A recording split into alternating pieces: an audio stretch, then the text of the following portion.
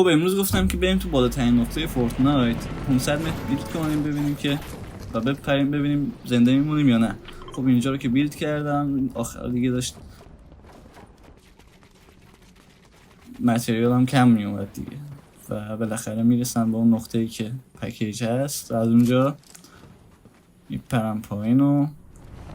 اسمش چیه؟ تکا رو میزنم پکیجر هم باز میکنم و تویش یه آر پی جی در میارم بعد همه رو با اون آر پی جی میزنم بعد کیل اینو میگیرم خیلی مفت بود البته 130 تا دمیج هم اینجا اصلا نتوانم چجوری خب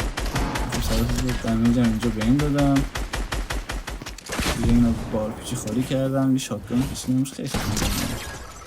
ها اصلا شد کلن با یه مش باد درگیر بودم